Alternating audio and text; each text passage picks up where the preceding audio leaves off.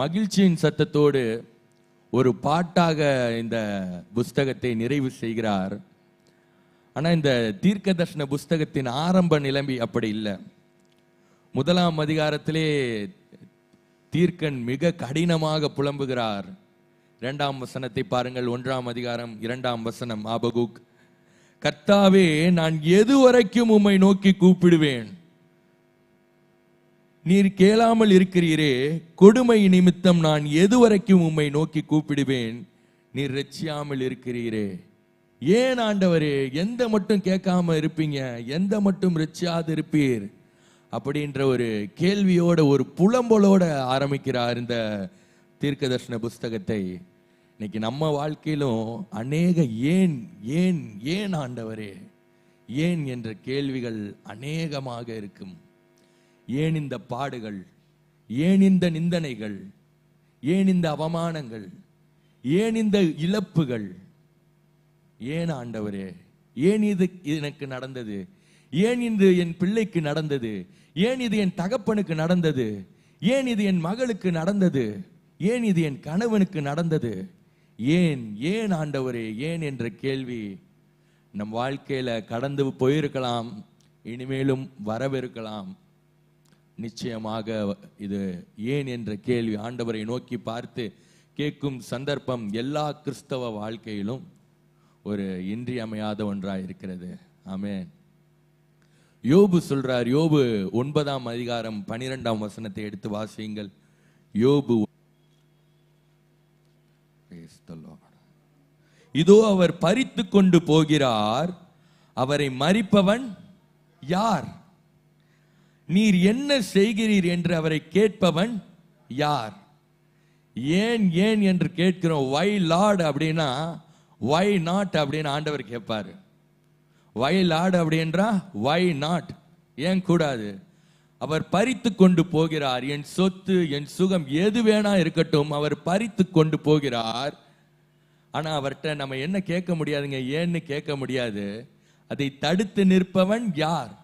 ஏன் என்று கேட்பவன் யார்?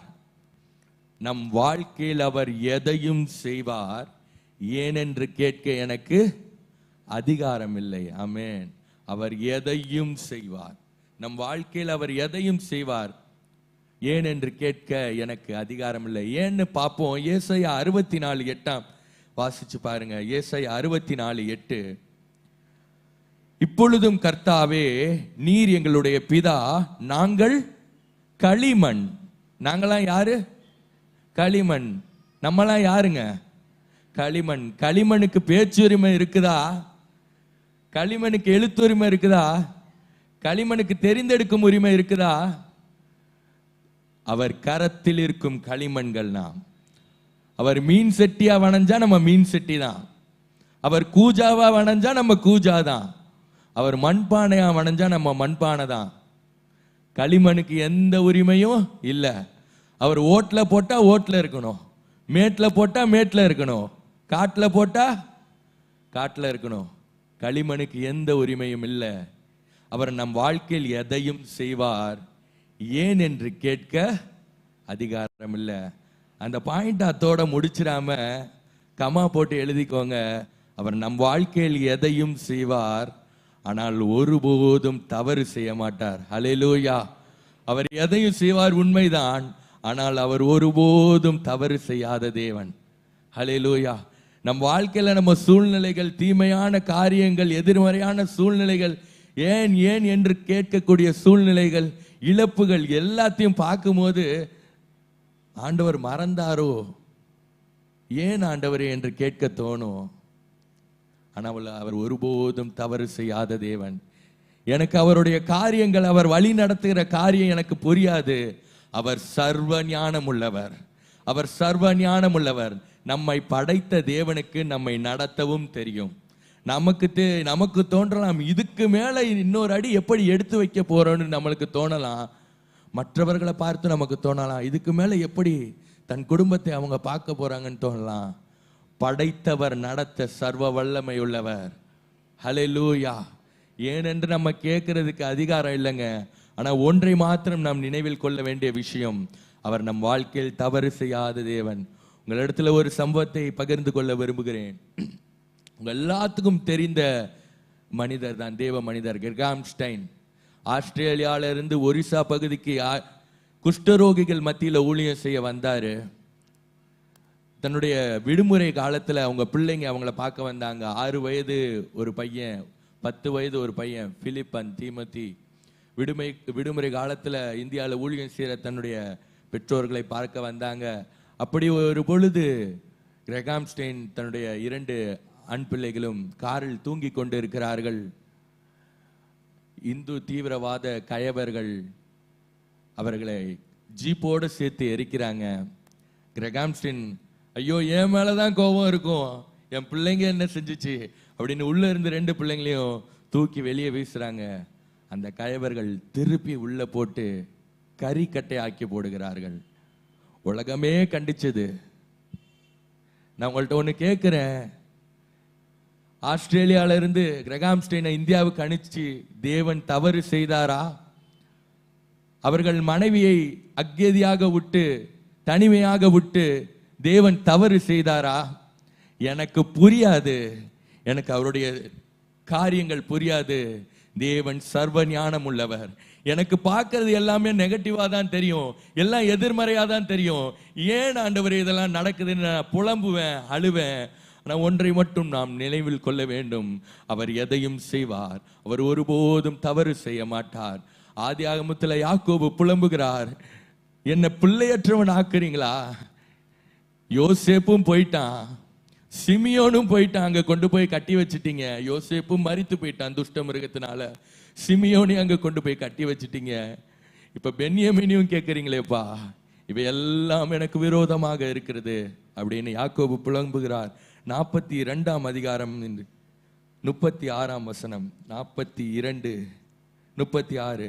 அவர்கள் தகப்பனாகிய யாக்கோபு அவர்களை நோக்கி, என்னை பிள்ளையற்றவர்கள் ஆக்குகிறீர்கள். யோசேப்பும் இல்லை, சிமியோனும் இல்லை, பென்யமீனும் கொண்டு போக பார்க்கிறீர்கள். இதெல்லாம் எனக்கு விரோதமாய் நெருகிறது. ஆஸ் அ ஃபாதர், ஒரு தகப்பனாய் அவன் புலம்புறது சரியான விஷயம் தாங்க. ஆனா அவனுக்கு தெரியாது, பின்னால் அவனுடைய வித்தாகி அவனுடைய மகன் யோசேப்பின் நிமித்தம் அவன் குடும்பம் மாத்திரமல்ல, சமஸ்த எகிப்தும் போஷிக்கப்படுகிறார்கள், அவன் குடும்பமும் ஆசீர்வதிக்கப்பட போகிறது என்று. சில காரியங்கள் எனக்கு புரியாது, ஏன் இது நடக்கிறது, ஏன் இந்த எதிர்மறையான சூழ்நிலைகள் என் வாழ்க்கையில நடக்கிறது, ஏன் இந்த கண்ணீரின் பள்ளத்தாக்கு, ஏன் என் பணம்லாம் மருத்துவத்துக்கே போகிறது, ஏன் ஏன் என்று எனக்கு புரியாது. தேவன் சர்வ ஞானம் உள்ளவர், அவர் எதையும் செய்ய அவர் பாக்கியம் உள்ளவர். அவர் எதையும் செய்ய சர்வ வல்லமை உள்ளவர். எனக்கு புரியாது, ஆனா ஒன்று மட்டும் உறுதி, அவருடைய தீர்மானத்தின்படி அழைக்கப்பட்டவர்களாய் தேவனிடத்தில் அன்பு கூறுகிறவர்களுக்கு சகலமும் நன்மைக்கு ஏதுவாகவே நடக்கும். ஹல்லேலூயா. சகலமும் நன்மைக்கு ஏதுவாகவே நடக்கும். இந்த எம்ப்ராய்டரி போடுற இந்த ஃப்ரேம் இருக்கும், அதில் துணியை மாட்டி எம்ப்ராய்டரி போடுருவாங்க. அதை கீழே இருந்து பார்க்கும்போது பார்த்தீங்கன்னா நூலெல்லாம் எடக்கு மடக்கா போயிட்டு இருக்கும். ஆனால் மேலே அந்த டைலர் நல்ல ஒரு டிசைனை போடுவார். அதே போல தான் கீழே இருந்து பார்க்குற நமக்கு அது புரியாதுங்க. மேலே கர்த்தர் நமக்கு நல்ல ஒரு டிசைனை, நல்ல ஒரு படத்தை நமக்காக போட்டு வச்சிருப்பார். ஹல்லேலூயா. தங்கம் கேட்குது அந்த பொற்கொள்ளனை பார்த்து, ஏப்பா ஏன்பா என்னை போட்டு இந்த அடி அடிக்கிற, ஏன் என்னை நெருப்புல போட்டு உருக்கிற, என்னால் சகிச்சிக்க முடியலை, என்னால் பொறுத்துக்க முடியலை. அந்த பொற்கொள்ளன் தங்கத்தை பார்த்து சொல்றான், என் மனதில் ஒரு டிசைன் உனக்கு வச்சிருக்கேன், அது வர வரையும் உன்னை நான் இப்படி நான் புடமிடுவேன். ஆண்டவர் உங்களுக்கும் எனக்கும் ஒரு டிசைன் ஒன்று வச்சிருக்கிறார், அது வர வரையும், அந்த டிசைன் வர வரையும் உங்களையும் என்னையும் அவர் புடமிட்டு கொண்டே இருப்பார். அதுவரையும் நான் புலம்ப மாட்டேன், நான் அழமாட்டேன். அத்தி மரம் துளிர் விடாமற் போகட்டும், அது துளிர் விட்டாலும் சரி, துளிர் விடாட்டியும் ஸ்தோத்திரம். திராட்சை செடி கனி கொடுத்தாலும் ஸ்தோத்திரம், கனி கொடுக்காட்டாலும் ஸ்தோத்திரம். என் மந்தையில் ஆடுகள் இருந்தாலும் ஸ்தோத்திரம், இல்லாட்டியும் ஸ்தோத்திரம். என்ன நடந்தாலும் நான் உம்மை ஸ்தோத்தரிப்பேன், நான் உம்முடைய சமூகத்தில் மகிழ்ச்சியாக இருப்பேன். நீர் என் கால்களை மான்களின் கால்களை போல் ஆக்கி உயர்ந்த மலையில் என்னை நடக்க பண்ணுகிற தேவனாயிருக்கிறீர். ஹல்லேலூயா. வேதத்தை எல்லாம்